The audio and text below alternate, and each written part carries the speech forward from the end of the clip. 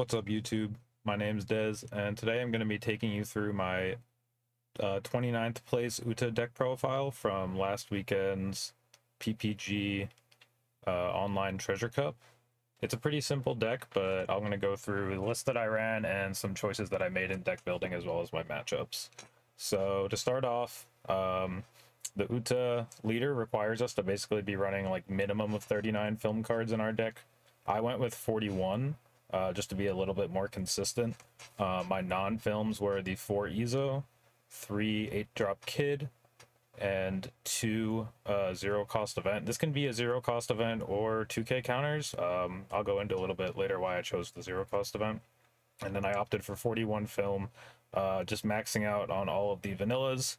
I went with 2 Barto, and then obviously 4 Luffy, 4 Nami, and then the 4 Uta blocker. And then my event breakdown is something that I might end up changing for the Treasure Cup. We actually have another one coming up tomorrow. I'm not 100% decided on my list, but I wanted to make a video on the list that I ran last week just because it did pretty well.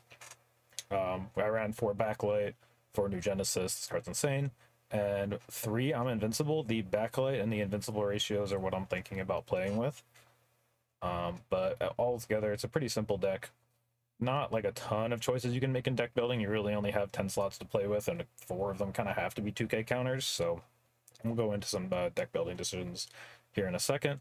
As far as my matchups go, round 1 I got a no-show. This kind of sucks. I mean, it's cool to get a free win, but if you get an early loss like I did and a no-show round 1, even if you go X1, you're pretty much guaranteed to bubble out of the serial in top 8.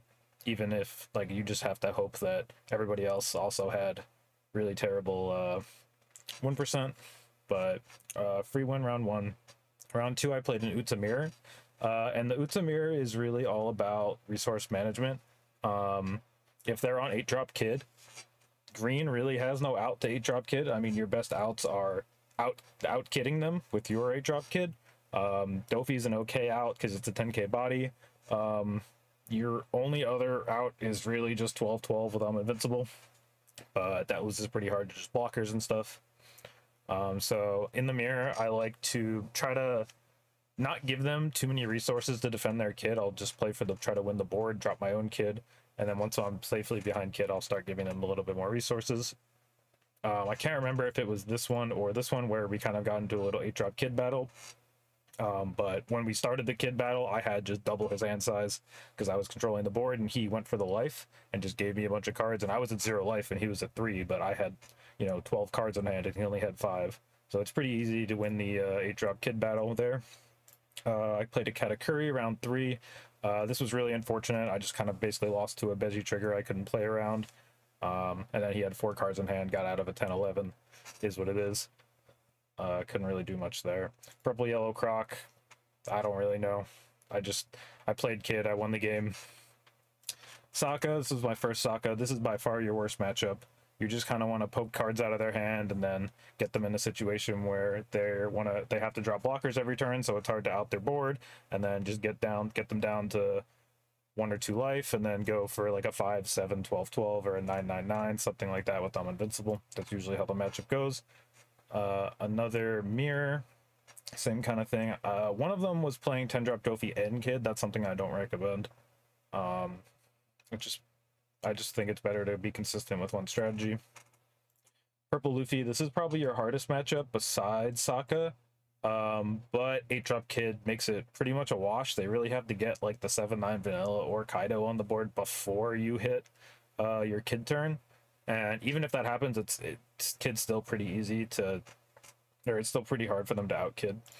Another Sokka, this game was super close. Just came down to an 8-8 swing, and him having exactly 8.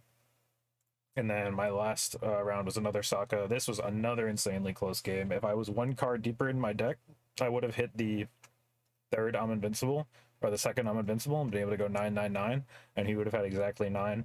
But sadly, I just, wasn't 1 card deeper in my deck. I ended up losing the game. I probably would have bubbled out of the Shanks anyway, but, hitting top 16, hitting that Garp would have been really nice. So, yep, I went X2, ended up getting 29th. There was also an Uta who was in 28th that had a similar list, and then a 18th place Uta, I believe, that had 10-drop Dofi in their deck and no Kid. But we all pretty much went X2, really hoping to break and do top 16 tomorrow with the next treasure cup. So let's get into some deck building decisions. So you kind of have to pick a boss monster. You can do both. I don't really recommend it. Just makes your deck less consistent, makes your strategy less consistent. 10-drop Dofi, I think, is better into Sakazuki. And 8-drop Kid wins every other matchup. It can even be dropped into Sakazuki. You just kind of have to be smart about it. I just prefer this playstyle as well. I'm a big fan of 8-drop Kid, and I think it just wins most other matchups. And I think the total number, like if you're looking at like a total 9-10 tournament round breakdown, the total number of Utas, yellows, purple Luffys you're going to see is going to be higher than your total number of Sakazukis. Like we can see I saw 3 Sakazuki here, but so maybe Dofi would have been better in 3 games, but Kid wins this matchup, wins this matchup, wins this matchup, wins this matchup, and you know, we can assume they'll say it's 4-3 or 5-3 on games where Kid was better over Dofi. So that was why I went with Kid. I think it's just a better strategy than the Dofi strategy. Your next deck building choice is going to be those 2 slots, 1 to 2 slots that aren't Kid, or sorry, 1 to 3 slots that aren't Kid, and your 2K counter. I like going with some extra defense for Kid. I think that the 0 cost event is better than the additional 2K. It has a trigger that's pretty good, rest of 4.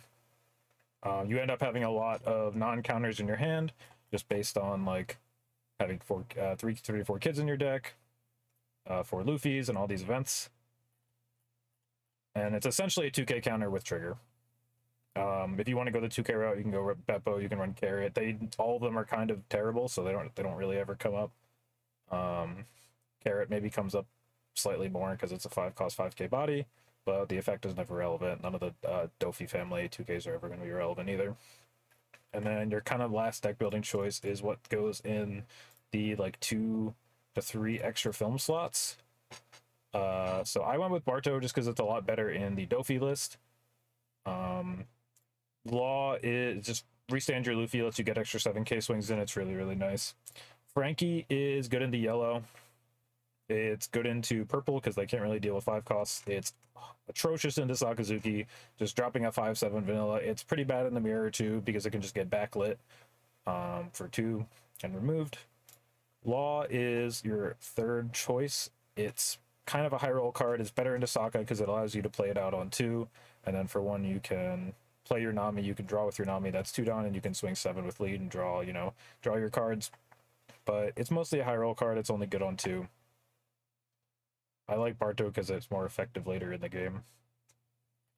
And then this is kind of your last deck building choice.